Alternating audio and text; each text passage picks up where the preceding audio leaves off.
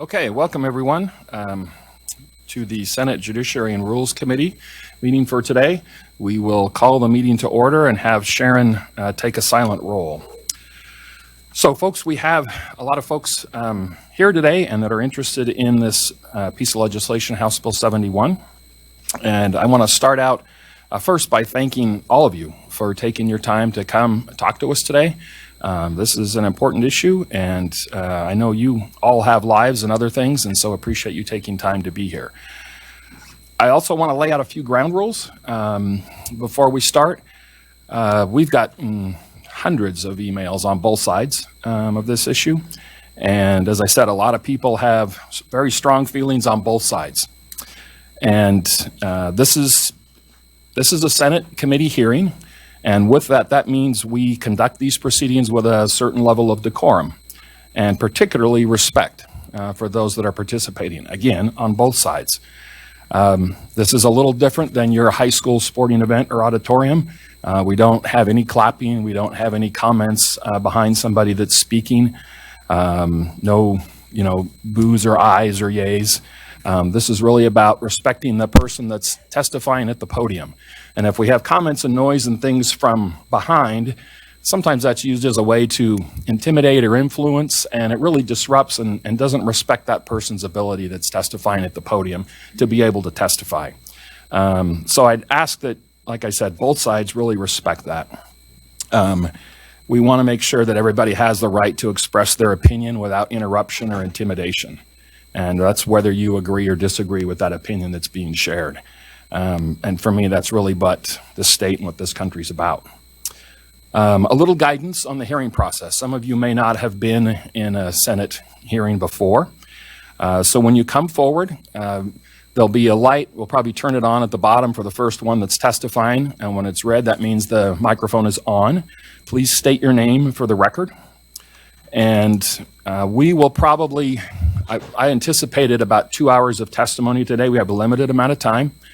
So I'll try to, we may start about, I was thinking straight out, but this is going to be closer to maybe 10 after. So we'll go till about 3:10 on testimony. Then we'll have a hard stop, and that'll give our committee members an opportunity to discuss the bill and to take a motion on the bill itself. With that, we'll ask that everybody, knowing we probably have more people here than we will have an opportunity to hear from. So we'll ask that everybody keep your testimony to 2 minutes.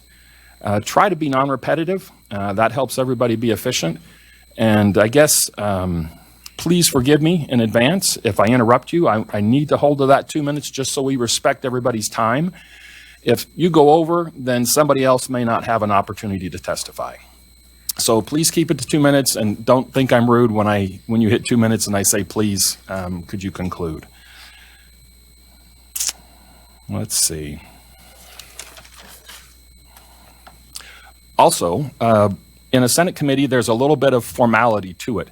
So when you come up and testify, you'll offer your testimony. I'll invite you forward.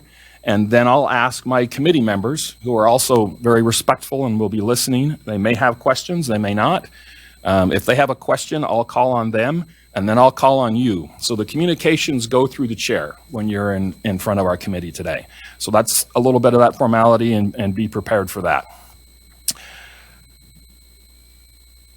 And then lastly, I've said the word respect repeatedly today. We ask that you respect the different opinions of others. And we're here to listen to your opinion. We ask when you testify that you talk about your perspective on the bill and your opinion on the bill, but you don't attack other people. You don't question their motives or their integrity. As I said, both sides have very heartfelt feelings on either side of the issue. So please stick to the bill, share your opinion with us. That's what we're here for. Don't attack other people or don't attack other legislators.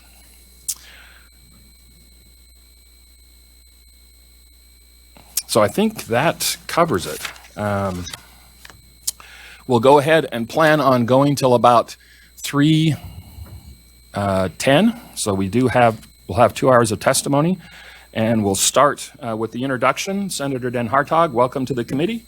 Please come forward, state your name for the record, and then go ahead and proceed.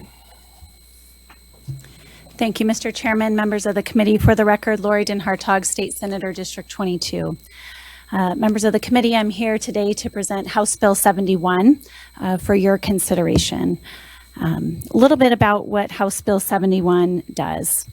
House Bill 71 is intended to protect children under the age of 18 from irreversible pharmaceutical and surgical interventions for the purpose of altering the appearance of a child's sex. It prevents the off-label use of puberty blockers and cross-sex hormones for the purpose of treating gender dysphoria. It also prevents the removal through surgery of healthy organs and body tissues. It does a couple of things it does not do. It does not prevent the use of puberty blockers for early onset puberty. This is an important consideration. That is what puberty blockers were authorized for. It does not prevent medical treatment for medically verifiable genetic disorders of sex development or intersex disorders. So we had a piece of legislation that was under consideration in a prior session, not before this committee and not in the Senate, that didn't address some of these concerns about how and when certain medical interventions and treatments might need to be used. So we have some exceptions there. A couple of things that I want to talk to the committee about is this piece of legislation has been obviously out in the building and being talked about in the community. The piece of code that it is in relates to female genital mutilation, and that was a section of code that we had passed a couple of years ago. In conversations with the proponents of that piece of legislation, we were trying to incorporate the things that I just mentioned about House Bill 71 into that section of code. As we've had continued discussions and since this bill has passed the House, we realized that putting those two things together really just wasn't a good fit. So what I'm asking for from the committee today is, depending on your consideration and deliberation, my request of the committee is to send it to the 14th order for amendment. I don't have the amendment to share with you, but I'd like to just address the purpose of it. The purpose of the amendment would be to leave that section of code completely alone as we had passed it related to female genital mutilation. That's not, we have a draft, we're working on it, but if this were to go to the 14th order and the senators were to consider that amendment, the intent would be to leave that section of code completely alone. A couple of things, and this has been brought up in discussion. One of the things with the FGM statute was there was a prohibition on traveling across state lines. The intent for putting what is the purpose of House Bill 71 and separating it, that prohibition on traveling across state lines would only be related to FGM, not to the things that I just discussed about what House Bill 71 is intended to do. So I know you don't have it in front of you, and I know for some of the folks who want to testify, that may or may not be, pardon me, that may or may not be their primary consideration, but I want to make sure the committee knows that. And then you have a commitment from me when you see that amendment on the floor to take a look at that and answer any questions as it relates to that. So some people might wonder, why are we here? Why are we doing this? Why is the state involved? And you're going to hear a lot of testimony today, and I will offer to the committee. I know we have several physicians that have signed up to testify. If you have specific questions related to that, I may have to call on some lifelines for some help there. But why are we here? Why is the state, the legislature, this Senate committee considering this? Was visiting with a physician who had some concerns about this piece of legislation and posed that question. And he had presented, we've seen other countries who have been doing this longer and with more studies than the United States pull back from these types of treatments for children under the age of 18, concerned really about the long-term efficacy of using puberty blockers and cross-sex hormones and understanding the long-term health implications for using those as it relates to brain development, bone development, all the normal things that would occur during puberty. So Australia, Sweden, and the UK have all pulled back on these types of treatments for children under the age of 18. So what's different about those countries than the United States? Well, they have a very different establishment for how they operate their medical system. So socialized medicine, it's a different operation. Here in the United States, states have this regulatory authority and function. And there's a couple of different ways that can happen. It can happen in the licensing area of the state, or it can happen through legislation. We have considered other legislation this year and in prior years related to scope of practice and these types of issues. So this physician had indicated a concern, saying he hadn't seen a willingness within the U.S. medical community to self-regulate in this space. And there's been concerns and things brought forth, and that's part of the reason we're here today, to take that under consideration.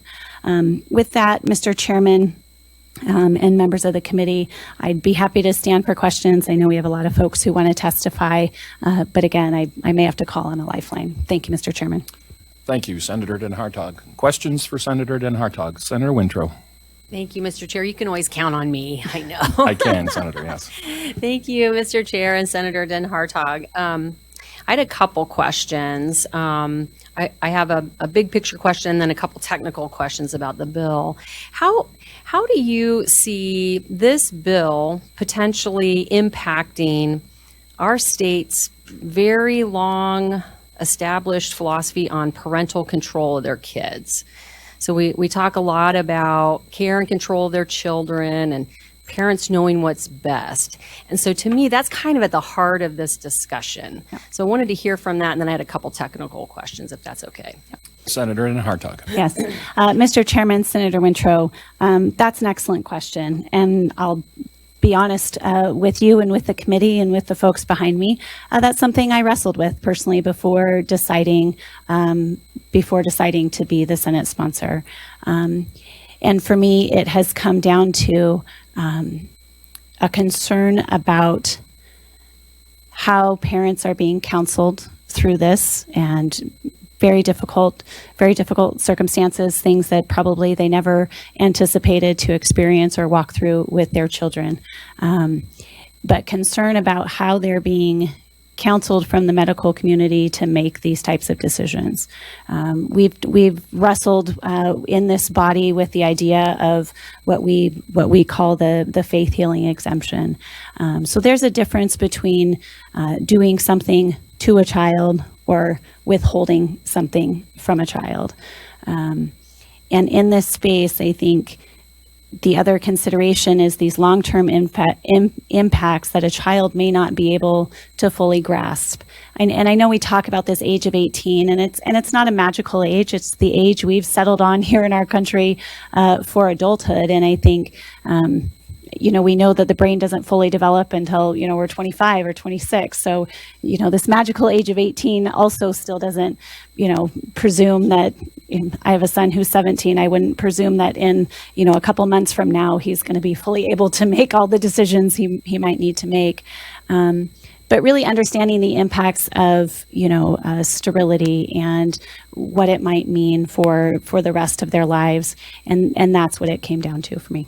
Thank you. Follow up, Senator. Thank you, Mr. Chair and Senator Den Hartog. I really appreciate that. I want to ask you a question. I'm not trying to put you on the spot, but I think what there'll be discussion about here today is when you talked about a difference between withholding or doing to. I think there'll be some discussion about if we withhold medications that are seen by physicians in consultation with parents as beneficial to their kids, especially in the prevention of suicide.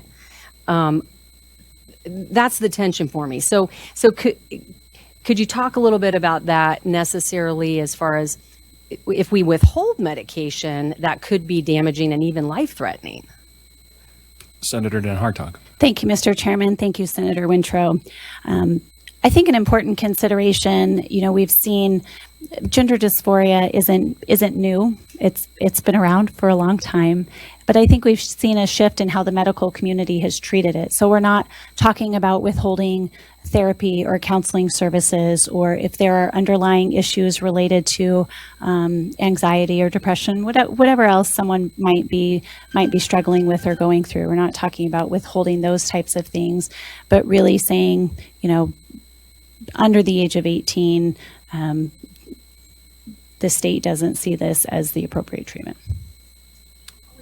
Okay, thank you, Senator. Other questions? All right, I don't see any. Senator Den Hartog, thank you. After we conclude public testimony, we'll give you the opportunity to conclude. Okay. Also, be a little patient with me on some of this technology here.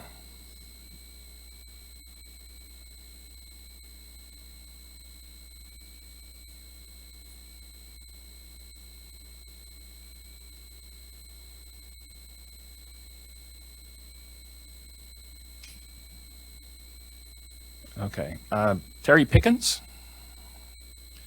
Ms. Pickens, please come forward, state your name for the record, and go ahead and proceed. And if you could keep your comments to 2 minutes, please. Thank you, Mr. Chairman, members of the committee. I'm Terry Pickens. I'm a constituent in District 18. I'm also a proud mother of a gay daughter and a proud member of the LGBTQIA community. I'm here today. I testified before the House on this bill, and I'm here today in hopes of getting through to this committee because this bill has one place, the trash bin. It should not be brought to the Senate and passed by the state of Idaho. As I previously testified, this bill is personal to me. House Bill 71 has one purpose and one purpose only, and that is to further marginalize our most vulnerable community, our transgender kids. The unintended consequences of this bill are vast, however. Yes, we might be denying them care, but we're also denying parents a voice. We're silencing doctors. We're silencing parents. We're silencing their teachers, their counselors, and that's not the state of Idaho. My daughter came out at age 11. I didn't know my daughter was gay.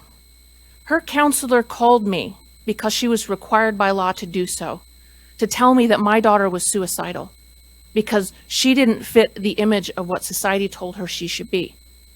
No parent should have to go through that. But every parent that is sitting in this room with a transgender kid experiences that every single day. I said this before. Every time one of these bills gets brought for a vote and discussion, it literally rips the souls of these kids. We have to stop. I have seen firsthand the impacts this type of legislation has.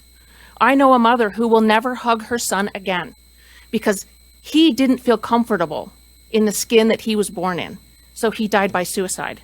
That is the story you're going to hear today. What you're also going to hear is gender-affirming hormone care is medical care.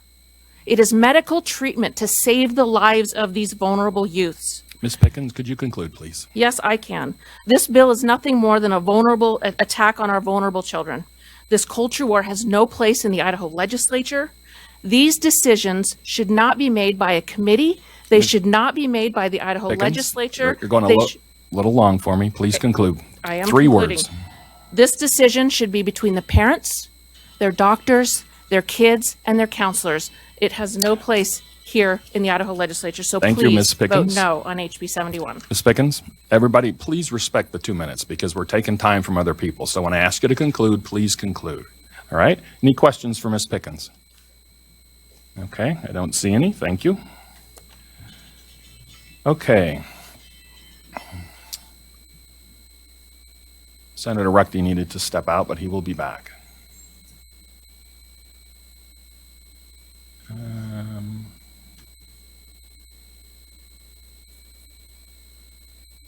Okay, next, we have Dr. French. I know he's in an airport, so we wanted to get him up front. Dr. French, can you hear us?